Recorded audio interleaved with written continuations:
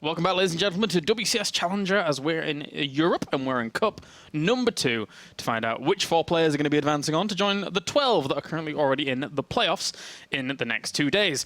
We are going to be going on to Beastyqt going up against Uthermal. Do apologise for the slight delay that we had there, as obviously the bracket was being a bit slower in other sections, so we needed to catch up. And now we have Uthermal going up against Beasty. Yeah, definitely going to make up for the time lost here with this great TvT between these two. Yesterday, Uthermal, we saw him fall to Cass. I'm pretty sure he wants to correct that here and make it to the final step of this stage 1 qualifier here. I mean, even after Uthermal did fall to Cass, he was quite vocal on Twitter saying that that's just not the performance he wants. And I think that, you know, a lot of people expect that from him, to say that he's not only wanting to qualify for the playoffs, which some could argue that, you know, they would expect him to through the ladder stage, but also then go on to those playoffs and rival for one of those top 4 spots. So it would be a bit of a shame if he doesn't actually qualify through. Yeah, Beasty all alike though is a great player, and wouldn't be surprised if he was able to make it himself. Obviously, it's not just this match. The winner of this will have to play against either DNS or Hades or Braddock or Mamba for the qualifying match, which I believe we will cover as well. Yeah, we'll just kind of follow on as long as the bracket is continuing on and up to date with how we're going. For now, though, we can jump into Odyssey for game number 1. As we do have, spawning up to the top left-hand corner, it will be Beastyqt. And down to the bottom right, looking to avenge himself in TvT from yesterday, it is Mr. Uthermal. And again, I think that there'll be a lot more fire under Uthermal here today, considering this is his last chance to qualify through from Challenger into the actual Premier tournament itself. I think he already did that yesterday against Cass. It looks like he's going to proxy some barracks and go for some Reapers. Are we going to the same location up here is the question. Looks like he's not. He's going to go all the way to his left-hand side. That's the trick. Yeah. Sneaky, sneaky. Cheeky, cheeky. Nicely done. Everybody's going to the sandy beach of Odyssey, man. These guys need a vacation. Yeah. And they're trying to qualify for Jönköping. Like, sure, you know, there is a lake, an actual lake, not like this pond right there. Not this pond, no. But Valencia will be up next. Yes. Which we will actually be covering the Challenger of before Jönköping even happens. It's like 4 weeks now, solid Challenger. So a lot of Challenger from EU and NA. Not only that, though, but also there are other regions being covered in a Challenger-like fashion, as there's China going on, there's the Southeast Asian things going on, which includes like Taiwan and Macau and stuff like that as well. That's going on too. Australia. Straight from down under. Probe and Iagers were able to qualify through from WCS Austin last time. To WCS Austin, I should say. And Probe did really well, actually, in Austin too. So there's a lot of StarCraft going on around the world at the moment for Challenger to then push on these maps as well. on here. Apparently there's the beach in space. Yep. Somewhere, somehow, down Maybe this under. is Earth. Nah. Why? I think that Earth is very, very far away in the lore from Core Hall. I actually, no, I don't even know if it's even in the same universe. So. You think there is no Earth in the StarCraft universe? No, I don't think so. Probably not.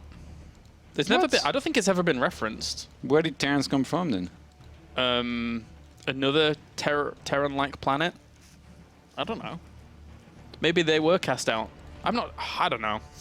I don't know. You're talking like you know, so maybe you should know. I can't remember. Oh, the Reaper? Beasty saw it! Oh, that's huge. Oh, that is so huge. Oh, nice. Remember, like, I mean, he didn't go for a scout across the map with any kind of SCV. So for him to be able to spot this now, he knows this is coming. Yeah, he just stays up the ramp. Oh my god. Like, this almost feels like a build or the win here at this point. Like, obviously, Uthermal is still very much in this game. He's going to start his factory at home, but with the starport of Beasty now about to finish. Yeah, look, he gets a depot on the right-hand side. He's going to have perfect vision here from there. Yep. Cancels the add-on on the starport. Just wants as many units out as possible here. Wants to get himself another heli and cranking out if possible. He's already got 2 with 2 Reapers, so this is a really good little force he has to start thwarting this. Ooh, you don't want to overextend here as Beasty. No, he doesn't have to go too far. Medivac now on the way. Oh. He's going to chase this down and get us some of this Reaper. Gets one. The Helion's super useful. Especially when there's more than one. Oh, but this is bad micro there. Loses 2 of his Reapers. Ooh. Two of them got I very wonder what low. he's gonna send across the map. Like what numbers? Just maybe 2 Hellions or? I mean, even, well, I think he's going to be a little bit apprehensive now about going just yet, and then, I mean, load up a Hellion or 2, as you say, after he feels comfortable with And the Liberator defense. behind this. Uthermal's actually expanding quite quickly too. Nice. On location. Gets a Reaper, goes in here, tries to knock them away with the KD8 charge to start things off. That's 4 Hellions now. These Reapers have to be super careful about the AoE damage that's going to be hitting them. Oh, the Medivac heals so much here, and It's a disaster. Beastyqt cleans up. And there's not really any units back at home. There's 1 Hellion at the moment for Uthermal, with a Cyclone on the way. This is such a weird game for Uthermal to play as well from there. Like his 2 barracks are on the map. He's actually going to rally Marines from that location. It feels like he needs to start at least 1 or 2 more barracks back at home. Yeah. He might just not have enough units to deal with this. It's a Liberator, 4 Hellions, 2 Reapers. This Cyclone's going to have to put in a lot of work. He's going to have to work over that OT. The overtime. Let's see if it can actually do anything, because right now, this has been scanned. And this guards this location for the moment. Sorry, Cyclone, as much as you've locked onto the Liberator. Oh, but these units are coming out kind of staggered. Not really doing that much. Picked up here. That was not the best. Yeah, I think all of this was a slight overextension on a location that he thought he had control over. Maybe he could have just gone to another path, but this hasn't worked out for Beastyqt. Gets a couple SCVs, forces a transfer. What's going on down here? Hellion and getting into this mineral line. A few more volleys, please, on towards the SCVs. These got a lot, actually. If you got like 1 or 2 more shots here, it could have been huge. And in the meantime, Uthermal is still massing Marines, but this time keeping them across the map. Some sort of counter-attack here could be very dangerous because Beasty is keeping his units in his main base. Yeah, there's a siege tank, Viking, Marine. The Reaper still being irritating and manages to get out here. That natural mineral line from Uthermal scares me, man. The natural mineral line from Uthermal. Look at those SCVs. They're all very low. All juicy. Yeah. Just have one going around and repairing them. Here come the Marines into the natural. All right. The siege tank was not in a good position to actually shut this down, so he will stop the mining at this natural base. What a scrappy game. It's very strange. Both players getting into each other's face consistently here. No stop here. All right, this circle, parameters. Ooh, Reaper. Ooh.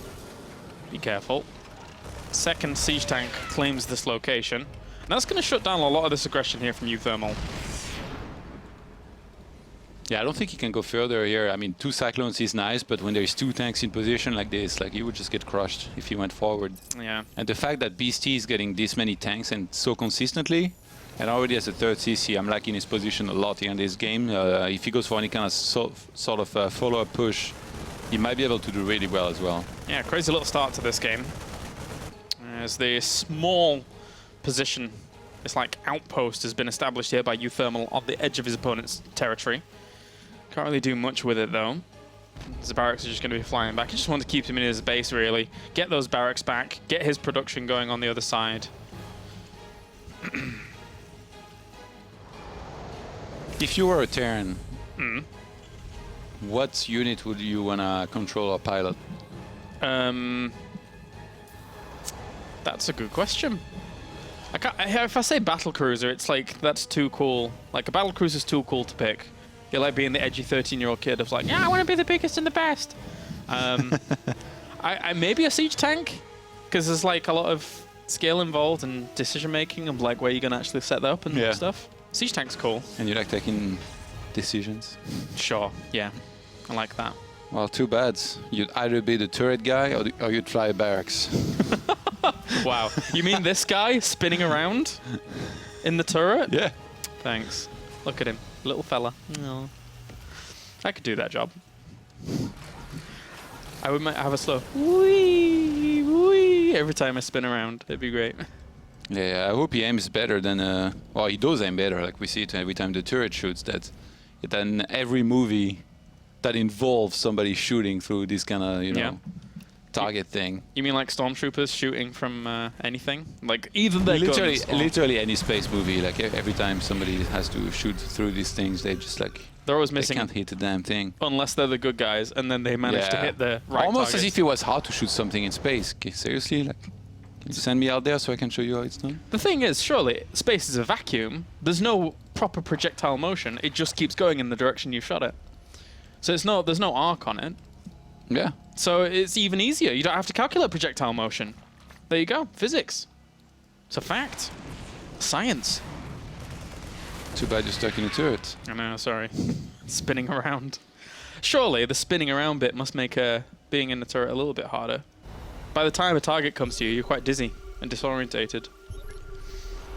Anyway. Maybe you should eat some vegetables.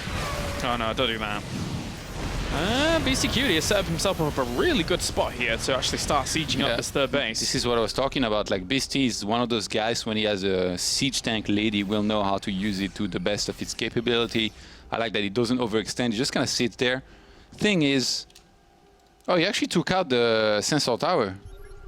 That's huge. Because now that denies vision from Euthermal even more, who's going to try and relocate that third base. Yeah, that's why Euthermal is kind of keeping some of these units on the high ground. He was wary that those Marines could be picked up and used into the main. So he spread himself well, considering that he doesn't have that sense tower, as you're mentioning. Armory now on the way for Euthermal, whereas Beasty already started his +2 attack upgrades. Air advantage for Euthermal here, though. So. Plus second factory already on the way as well for Beasty. He's playing really well. Yeah, yes he is. And Marines and Medevac going to move out to that extra third base location that's been relocated. Drop scan, see what's going on. No, oh, there's just a few Marines and a siege tank up here, just holding this still. Was this watchtower controlled previously by Euthermal? I don't think it was. Yeah, no. The thing is that Euthermal has to be sweating a little bit in this game because, again, this is one chance to get through to Challenger after yesterday's mess up. And it's another TvT, the one matchup he lost in yesterday. Yeah. Trying to hang in there here. He's got some forces around the third base. Our European Terrans are getting good at TvT. Back on out there for the moment. Just play it patiently. Beasty's in the lead at the moment. So. Oh wow, that position, look. It's very good. That's where you wish you'd be. You would have taken the decision to go there. I would have. My intellectual capacity would have prompted me up there straight away, of course. Probably not.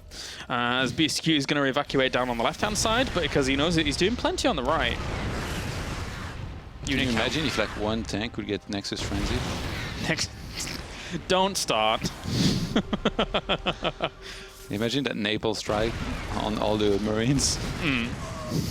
Napalm. Blunt force gun through all the CCs in the main base. You see that more often in competitive now. It's weird. But that's actually going to be a charge in here from Euthermal to get him. And he will take out those two siege tanks. Yeah, but look at all the blue on the minimap here coming through the middle of the map. Still so many more siege tank in comparison. Double, 10 against 5. And a higher Marine count. Everything, apart from the armor, +2 armor progress, is in Beastyqt's favor. Euthermal's really hanging in there, though. Yep. Having those Vikings plus the Raven in position to intercept medivacs towards his main. Pretty big deal here, very nicely done. Army supplies are about even, to be honest. Sieges up. Get himself some free Marines. Supply. The supply, very much so in favor of PC. Yeah, but not in army necessarily. No. Tank count obviously is always very important, and it's 13-6. So that's something that is God for him, but that doesn't necessarily mean he can engage into a huge tank line. But guess what? Euthermal's tanks are very spread out. Well, where's that guy going? The one below this. That's you. Get back here, Kailais. It's fine, I'm safe. Don't worry. On a random mission. Oh, I'm not safe anymore. Uh-oh. Actually, the Marines are going to protect it. No! Don't die. Oh, well, he's gone. And I don't know how Euthermal is going to be able to fight his way out of these situations now. He just got 2-2. Big pickup. He's off. He's gone. Bye, Euthermal. But he's going to use his opportunity to go straight in here as Beasty. He has so few tanks. Like, he's just initiating an attempt at a base race. I think Euthermal realizes he's not going to win that fight. And usually when there is this much supply disparity, it's very hard to recover from. Let's see if Euthermal can make it happen. Gunning things down. He was going to drop around the third base, but then he realized there was a sensor tower there. And Beastyqt is ready. He knows there are units on the map. Coming for him, you see setting up around the main base with a ton of tank and Marines, and I think he should be fine and take that game number 1. Yeah, very good start here from Beastyqt. And here comes the attempt for Uthermal to try and shut down this game, but all the SCVs come off the line. All he knows he has to just hold that, and he will. GG, Beastyqt, game number 1 in the bag. In the bag. Very well done. And poor Uthermal, struggling a little bit with that TvT after going down yesterday to Cass. I mean, if he wasn't sweating when he was behind in that game, he's certainly sweating now. 1 game away from just being eliminated from Challenger completely, going on to try and qualify for WCS Jönköping. Not good for Uthermal, who we look at as the Terran hope of Europe. But Cass beating him yesterday. Beastyqt doing well now.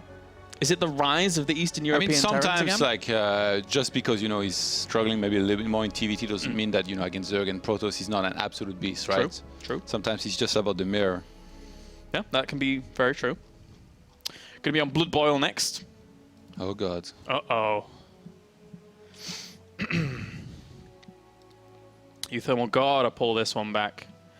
I mean, remember also the way the game opened, right? That was a very easy defense for Beasty. Just solid out of bounds. Like, initially, not scouting can be risky. And I think if he hadn't spotted it, like if this had hits just before he realized what was happening, he could have been in trouble, because then you lose that first Reaper and then the opponent kind of snowballs out of control. Whereas like now, he scouted it, got home with the Reaper, and then from there, it's just an easy defense when you're as smart and as good as he is. So just unfortunate for Uthermal, who, I mean, he's known to do these things, right? It's not surprising that people would scout for this kind of proxy. All right, well, it looks like Beastyqt is just taking a moment to get into this game. But the funny thing is, again, for a lot of people tuning into WCS now, it's not like Beastyqt is an unknown name by any means. For years and years, this guy was very much so at the top of the European scene as a Terran. And, you know, in the past 2 years or so, not been as active, as prevalent. But it's good to see him doing well in TvT. But as you said, that was a difficult opener to play out of for Uthermal. Yeah. Which he has shown twice on that map now in 2 TvT series. So had confidence in it, but unfortunately it didn't work out for him. I think what he probably was hoping for is that, because usually you do it on the other side to jump through that little corner of the base where you can do that, that Beasty would check there, and upon seeing that it's not there, be like, all right, there's no proxy Reaper. Then lower his guard, and that's when those guys jump in, kill your first few units, and then you're in trouble. It snowballs out of control, you take too much damage, and then you lose the game. And then you slam your keyboard. And then you move on to Blood Boil. Twice. Great. Yeah. We're going from the beautiful sandy beach to a wasteland of snow. Yeah, a tundra of snow is what you would go with. A tundra. A tundra, yes. Yeah, there's many a biome covered in this map, Paul. Happy to see that. You got sandy beaches, you got tundras, you've got, what else? Ascension to Aya, which is like a foresty woodland area. What else? Got everything. What are we missing? Don't know. Is there any flames? A big metropolis. A big metropolis. Newkirk's not in anymore, right? No. No, sorry, Newkirk. GL, both players are ready. This is the part where you get given host, and then you have to start. Todd has host. No, I don't. You do now. Prediction. Liar. Okay. Oh, I'm not sure Beasty was ready. Oh, no, he was. No, he was. Okay, ready. He was getting juice, right? He was getting juice. What juice, though? A juice box or like a proper... What, a proper diluted diluted Did you just blend version? something? Yeah. Do you blend? Blend? Yeah. No. I blend, man. Have you seen? I got a sick blender. Have you seen that YouTube channel? Will it blend? Mate. What? Don't even. Why? I heard about this. Like they put like electronics and stuff in it. Like, it's just so silly. What do you mean? That's the only thing I blend. Just old electronics. No. They did diamonds once. They said they did intro the diamonds. players, please. Okay, nice. Oh, okay. Down in the bottom right-hand corner. He's not... Oh, no, I've done it wrong already. There we go. I've sorted it. It's Uthermal down to the bottom right-hand corner. And up to the top left, we do have Beastyqt. Doing very well. One game up at the moment. One game away from eliminating Uthermal from our WCS Challenger for WCS Jönköping. You should blend, man. It's really easy. Yeah? Just put a bunch of fruits, vegetables in something, and then you just makes a smoothie for you. So just do that instead of actually eating the vegetables? Yeah. Does it taste good, though? Yeah, no, it tastes pretty good. Yeah? Very sugary, right? Depending on what you put in it. Yeah, maybe. I think we bought a blender a long time ago, but then I don't have it anymore. Get a new one. Yeah. I got a sick one. Yeah? 2 liters capacity. 2 liters? Yeah, I don't know why it's so big. Well, I mean, maybe slightly less, but it's huge. If the bigger person you are, like in terms of tallness, the bigger you have to buy? Is that how it works? No, so I could buy like a 300 milliliter one and be quite fine. It's more like because I think you can do everything with this. Like if you want to make soup for your entire week, you just make it with it. I see. Anyway, mirror builds here so far from both players. Neither has scouted. That's going to be the job of those first 2 Reapers coming out in a second. Yeah, 3+3 on gas as well from both players. So is this planet alive? Because it's blood boil, right? And it's snowing.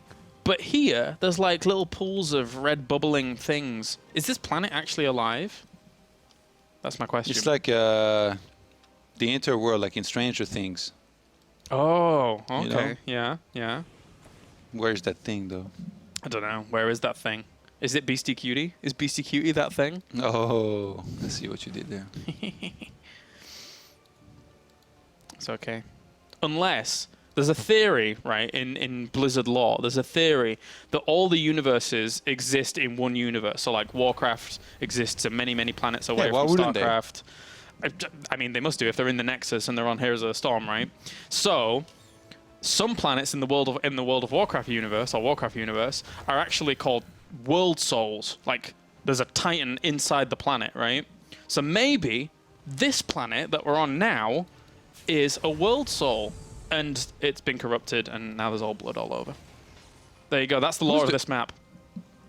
Actually, you can just ask Avex. He made this map. And I'm pretty sure his answer is going to be, I didn't even think about that. Probably, yeah. What are you clowns talking about? No, just agree with me, and then we can couple all the universes together. It's perfect. Most people that are in StarCraft right now, and just StarCraft, and not the other games, are really angry at me for that explanation. But that's fine. What explanation? The world thing? Yeah. I mean, I know you're just clowning. I don't care. Oh, that's fine. I can accept that. Look, we're at the back of the rocks and the ice. As apparently, Beastie wants to raise the 2 Reapers of Uthermal with 3 Reapers of his own headed across the map. that means he's guaranteed to win. Yeah, but it's not going to be Reaper against Reaper. It's going to be Reapers. This is actually and Hellions against SCVs. This is looking super scary. Let's see if these Cyclones can clean up. The 2 Cyclones should be able to hold this quite nicely, but the KDH are just trying to do some damage while that's going on. Needs to micro some of these units, pick them up and get them out of there. Yep, run away. He's okay. Where are the 2 Reapers? They just got back. No, they're on the right. Oh, okay. Back home. They barely missed, actually, the Reapers of Beastie. Oh, the Medivac. He's going to go for it. Cover me. Cyclones and the Viking. Boost away. Okay, he's fine. Meanwhile. Easy. No, he's not. Reapers to the bottom. Viking. Oh, is he dead? Oh my god. No. Well, the Hellions got down at least. The evacuation was successful. Beastie's going to lose his Reaper on this left-hand side, though. So already everything going in Uthermal's direction to start off in this game after the mirrored builds. But his Cloaked Banshee follow-up. Beastie throwing more wrenches in the works. Yeah, and the Raven's going across the map, actually. Oh, he scouts. 6 scanned, actually. Did he see it? Yeah, he scanned the main base. Oh, nice. And he saw that I think he saw that the tech lab was researching something. Beastyqt still lets Cloak finish. Raven's still across the map, though. So he's looking to pack a real punch with this. Oh, the Viking! Oh my god. Did he just get a Hellion? That's so sick. It's a mini Thor, boys. Mini Thor. No, mini Thors are SCVs. Oh, okay. They're really that strong, huh? Yeah. That's a lot of damage here on we go. this. Thermal going to be going up that ramp, taking out one of the depot. It looks like he has too much right now. There's no Banshee here to help with this. He's actually even sending that across the map. Yeah, you might need that to fight. Yeah. Auto turret's going to go down. And it looks like Thermal. He's got some rage here from game number 1. Absolutely. Bottles it all up on Blood Boil and then unleashes it here with these Cyclones. SCV's going down left and right. Thankfully for him, his Beastyqt Cyclones were helping out quite a bit themselves, and they will push that away. That Banshee across the map is being undenied, though. Oh my god, it's doing so much Sneak damage. there is no detection at all other than the scans. A lot of SCVs are not mining Beastyqt. Oh my god. He's making this a game somehow. It looks like he was just gonna die. It just makes me think that when he dropped that scan initially at the front, he just didn't really react too much to the fact that the cloak was there. He's still losing a lot of SCVs though, his Beastyqt. Both of them are losing tons, and that will be Uthermal actually taking the win there. But overall, that last few moments could have gone either way. Yeah, Beastyqt fought back, but with just one Banshee across the map, eventually that one ran out of steam, and the one Viking was going to clean up. So solid enough here from Uthermal, and man, what aggression. He just got right in there, no hesitation, moved up the ramp. Yeah. It's like YOLO it a little bit. Let's go. So nice. All right, Uthermal keeps his hopes alive here if he wants to qualify for the playoffs here for WCS Challenger. And we need to wait for game number 3. I wonder what map we're going to be in. We are going to be on Defender's Landing. We haven't seen a single game on this, or have we? Throughout our past 2 cups. I don't think we've seen one, actually. I don't remember one. No. Then again, I got terrible memory. It's the map that I said yesterday that you won once and then you vetoed, I think. Right? Yeah. Yeah. An exciting We'll map. see. I mean, it's TvT, right? Like Yeah, it's very different. Even last game, like the gas on natural barely even came into play, like the fact that there is only one there. Mm-hmm. Okay, so I'm not really too familiar with this map at all, but we'll find out as we go along. Both these players are ready to go. Lobby. Go, go, boys. You're the It's host. so weird that every time they make me, I still can't get used to it. No. You wanted the power. Yesterday you had the power. Yeah, but that's because like you're always talking at the moment we're supposed to start, so you were like feeling uncomfortable with it, so I decided to help. Thanks. I appreciate that, since I have to observe as well. I appreciate that. That's very kind of you. That's what I do. All right, we're loading up onto Defender's Landing for game number 3. The winner will go on to the round of 8. So let's jump in, as we do have spawning. That way, that one, best of 3. There we go. I've disabled the sound. That's the wrong button. Up to the top right, it's going to be Beastyqt. And down to the bottom left-hand corner, we have Uthermal, bringing it back so far. So if you're not familiar with this map, let's take a little look around. Yeah, you've got the cooling tower right there. That I think a lot of players nowadays have seen bring down to make sure that they're walled off a little bit more while they have their natural expansion. Like obviously the opponent can clean up those debris eventually later on. Yep. And then the third base is pretty open, like all around it. There is a lot of attack path. So Which one are you looking at? The right-hand side? yeah, usually people will take the right-hand side. Yeah. Quite open indeed. So it has to be careful. Let's have a look up here as well. This is interesting here with the rocks and the smoke. Yeah. All of this kind of arrangement going on. Sick trap. Super trap. Yeah, it's cool. All right, so Mirabelle start things off. Second gas is about to finish up here while the barracks get going. So I expected a few Reapers here and there to start things off. But the Cyclones have just become so prevalent at the beginning of this matchup to kind of keep yourself well defended. And Uthermal was using them very strongly there in that previous game. Not only for an initial defense, but also a great follow-up attack.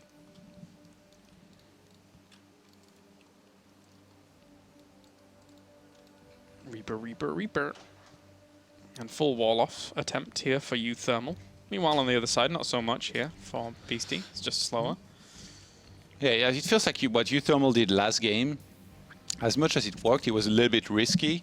If Beastyqt somehow had gotten a little bit of an inkling that this could have been coming, he would have been able to defend way better. Not only did he get a quick third command center, he also was going mech. So that's even less units that he was going to have for a very long time. So I don't know what could have rang a bell. Maybe the fact that when he tried to be aggressive with Hellions and Reapers originally, he saw that there was already 2 Cyclones, whereas he had already gone Hellions himself. He ended up losing some of the units, escape with the Hellions. But I guess you should know that, if there is a third Cyclone and then an attack coming with a Raven, it's always going to be very scary no matter what, right? Because of the firepower. So yep. Maybe he could have played a little bit safer here with that, kept some more units alive, and you know, maybe even get a bunker. I don't know. These units hiding in the smoke, and oh, he came out of the smoke there. Bit of a shame. Could have been a sick trap. Canyon spoiled the party. Oh well, just cordoning off that area, making sure he's not coming across. So Helion's in the mix. Both players getting themselves a Cyclone out as well.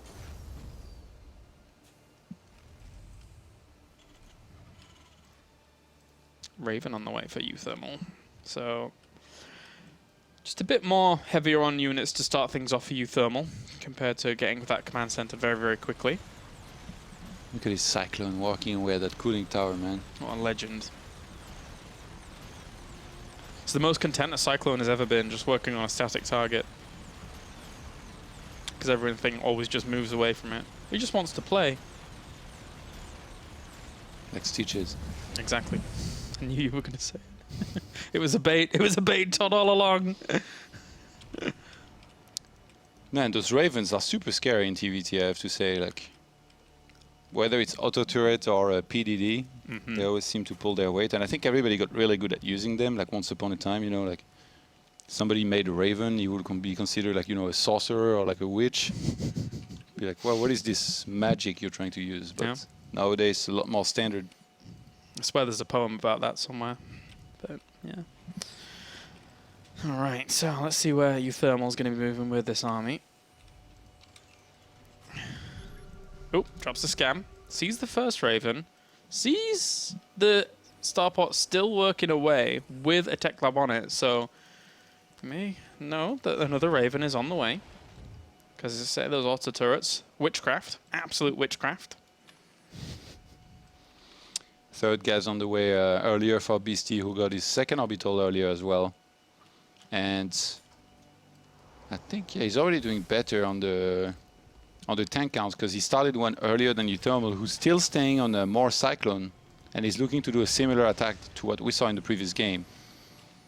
Now the first tank is now out here for Beasty, who took down the cooling tower, so he's the more defensive guy. And I don't think that this should work, but because there are some units in the main, no, he's sending them down now. Ooh. Towards the natural, those two Ravens. Working on that Widowmine. Nice start there, but at the same time, his Cyclone took quite a bit of damage. Shame he didn't bring an SCV with him to start helping that out, but Widowmine not that useful when Ravens are about. Woo! Almost got pulled in that position. Actually, I really like the position that Euthermal was in there for a moment because he technically has Vikings available against the Ravens, but because of the siege tank, he can't really do much, so. Yeah, that was a Widowmine. That was just a really good mix here of units from both players that neither can really engage into the opponent. And now that two Vikings are out for Beasty, he absolutely has the advantage there. I was going to say, is it factories or barracks? And he goes for barracks this time around. Okay. These are flying in, and you've got to be careful about where you're going there with those. Two Ravens, two Vikings. Beats out one Raven, two Vikings. Yeah, the only thing that didn't make this like that risky is that there was a Raven, you know, like sometimes you don't have detection with your, whatever it is you're dropping with, and you fly into Widow Mines. That's usually the absolute nightmare, but not this time here for Euthermal. Just goes on back home. So 3 siege tanks against no siege tanks. Beasty always getting the upper hand of that number very quickly. There's one about to pop for Euthermal, of course.